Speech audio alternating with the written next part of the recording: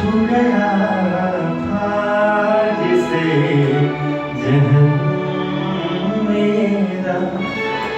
दस मेरा ना ये चमन